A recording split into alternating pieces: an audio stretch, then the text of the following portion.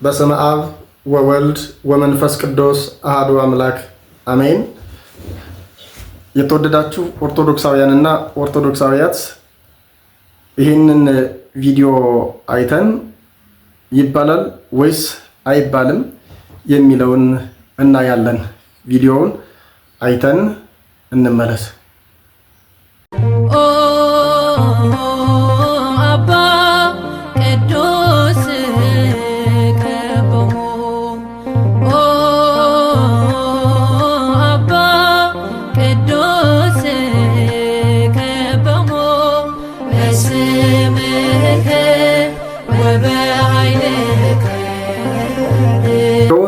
እንዳያችሁት ይመስል ነበረ። ፈጽሞ ግን አይባልም።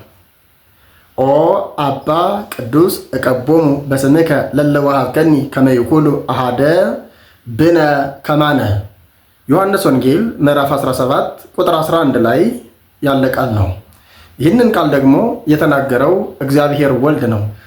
ከፍ ብለን ቁጥር 9 ላይ ጀምረን ስናይ እኔ ስለነዚህ እለምንሃለሁ ብሎ ይጀምራል። ማን ነው እንዲህ የሚለው? እግዚአብሔር ወልድ ነው።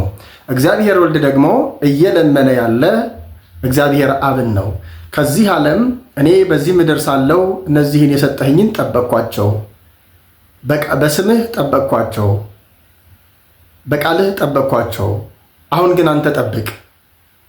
እነርሱ ከዓለም አይደሉም፣ መርጫቸዋለሁ፣ ሰጥተኸኛል፣ ስለዚህ ጠብቃቸው እያለ የሚለምነው እግዚአብሔር አብን ነው። በደንብ አስተውሉ። ታዲያ እግዚአብሔር ወልድ ቅዱስ አባት ሆይ እነዚህን የሰጠኸኝን ጠብቃቸው፣ በስምህ አክብራቸው፣ እንደኛ አንድ ይሆኑ ዘንድ እያለ እግዚአብሔር ወልድ ተናገረ ወይም ለመነ። ታዲያ እግዚአብሔር አብ የተጠየቀበትን ጥያቄ እግዚአብሔር ወልድ ለእግዚአብሔር አብ ያቀረበውን ጥያቄ እና ቅዱስ የሆነውን የእግዚአብሔር አብን ስም ጠርቶ እንዲጠብቃቸው ያደረገውን ለፍጡራን መስጠት ተገቢ አይደለም። ይሄ ቃል ዛሬ የተጀመረ አይደለም፣ በጣም የቆየ ነው። በእርግጥ የተለመደ ነው። ነገር ግን የተለመደ ስለሆነ ይባላል ማለት አይደለም። የተለመደ ስለሆነ ተፈቅዷል ማለት አይደለም። የተለመደ ስለሆነ ስርዓት ነው ማለት አይደለም። የተለመደ ስለሆነ ይደረጋል ማለት አይደለም። ብዙ በተለምዶ ያሉ ነገር ግን የማይደረጉ ነገሮች አሉ እና ይህንን ቪዲዮ ለብዙ ሰው እንድታደርሱልኝ ግን በትህትና ጠይቃችኋለሁ። ለብዙ ሰው ሻር ኮፒ ሊንክ እያደረጋችሁ እንድታደርሱልኝ ማለት ነው። በተለይ ለሊቃውንተ ቤተክርስቲያን ትርጓሜውን ለሚያውቁ ሚስጢሩን ለሚያውቁ ለእግዚአብሔር አብ የተነገረ መሆኑን የተናገረው እግዚአብሔር ወልድ መሆኑን እና ለፍጡር መስጠት የማይቻል መሆኑን እንድታውቁ ግን እና ሊቃውንቱ መልስ እንዲሰጡበት ስለምፈልግ ነው። ፈጽሞ ግን ከዛሬ ጀምሮ ሊቃውንቱም አይተውት፣ ምክንያቱም አንዱ ከስህተት ትምህርቶች አንዱ ይሄ ስለሆነ፣ ምክንያቱም ሊቃውንቱ ዝም ያሉበት ለምንድን ነው ስንል ምናልባት ሊቃውንቱ በአንድ ወቅት አንድ ክብር አገኛለሁ ያለ ሰው፣ አንድ ስልጣን አገኛለሁ ብሎ የተናገረ ሰው የተናገረው ሊሆን ይችላል። አንድ የሆነ ጥቅም ፈላጊ ወይም አንድ ወገነተኛ የተናገረው እንጂ በትክክለኛ የቤተክርስቲያንን አስተምሮ የሚያቅ፣ በተለይ ትርጓሜ የተማረ ሰው የሚያቅ፣ አምልኮተ እግዚአብሔርን የሚያቅ ሰው የተናገረው ነው ብዬ አላምንም። እኔ ይሄንን እንደዚያ ነው ብዬ አላምንም። ምክንያቱም እንዴት ቅዱስ አባት ተብሎ የተጠራበትን እግዚአብሔር አብ የተጠራበትን ለአንድ ፍጡር ይነገራል? ለፍጡር አይነገርም። በተለይም ደግሞ እንዴት አንድነትን ለማይፈልጉ ሰዎች፣ መለያየትን ለሚሰብኩ ሰዎች አንድ አድርጉ እየተባለ እንዴት ይጸለያል? እንዴትስ ይነገራል? ለክርስቶስ የሆነውን ለሰው አይነገርም። ለእግዚአብሔር የሆነውን ለሰው አይነገርም። የፈጣሪን ለሰው ማድረግ በፍጹም ቤተክርስቲያን አስተምሯም አይደለም። ስለዚህ ሊቃውንቱ አይተው እንዲፈርዱበት፣ ሊቃውንተ ቤተክርስቲያን እንዲያዩት፣ እንዲመለከቱት፣ እንዲረዱት ለማስታወስ በታናሽ ብላቴናነቴ እንዳንድ ቤተክርስቲያንነቴ እንዳንድ የቤተክርስቲያን ልጅነቴ ለብዙ ዘመን የቤተክርስቲያንን ምስጢር ማወቅ ከጀመርኩበት ጊዜ ጀምሮ እየቆጨኝ የመጣ፣ ምክንያቱም እነሱም ይሄ ሳይባል ቢቀር እንደማይቀየሙ አውቃለሁ። አባቶቻችንም ከተለመደ ዘንድ ከተባለ ዘንድ እንጂ አባቶቻችንም የፈጣሪን ለነሱ ሲሰጥ የሚቀበሉ ናቸው ብዬ አላምንም። በፍጹም ትርጓሜውም አይልም የሊቀ ጳጳስ ነው ለፓትርያርክ የተነገረ ነው አይልም። እግዚአብሔር ወልድ እግዚአብሔር አብን በትክክለኛ መልኩ ነው የተናገረው፣ ቀጥታ ነው የተናገረው።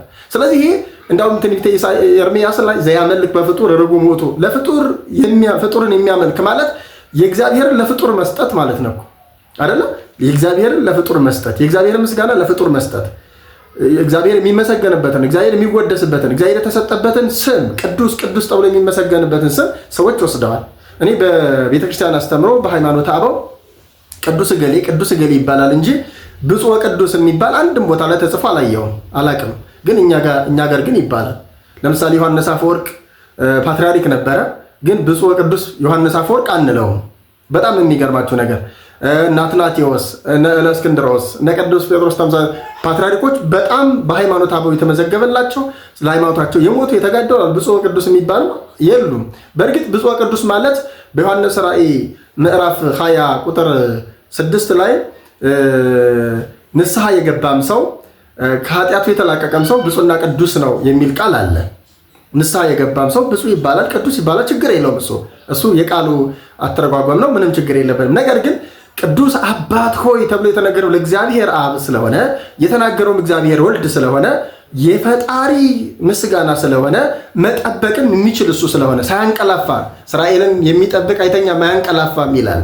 እስራኤልን የሚጠብቅ እግዚአብሔር ነውና እኛን እስራኤል ዘነብስን የሚጠብቀን እግዚአብሔር ስለሆነ ሳያንቀላፋ ሳይሰለች ኃጢአት ብንሰራ ብንወድቅ ብንነሳ ክፉ ብንሆን የትኛውም ቦታ ላይ ብንሆን የትኛውም ሀገር ላይ ብንወለድ የሚጠብቀን እግዚአብሔር ነው እና እንጂማ ሌሎቹንማ የሚጠብቁትን እናውቃለን እኮ እና ይልቁንም መለያየትን ለሚሰብኩ ይልቁንም ፖለቲካን ለሚሰብኩ ይልቁንም ደግሞ ላልተገባ ነገር ከቤተክርስቲያን ውጪ አኗኗራቸው ቤተክርስቲያን አለባበሳቸው ቤተክርስቲያን የሆኑ ነገር ግን ደግሞ ስሙን እና የቅድስናውን ስም ስለሚይዙ ሰዎች የእግዚአብሔር የቅድስና ስም ለነሱ ሊሰጥ አይገባው።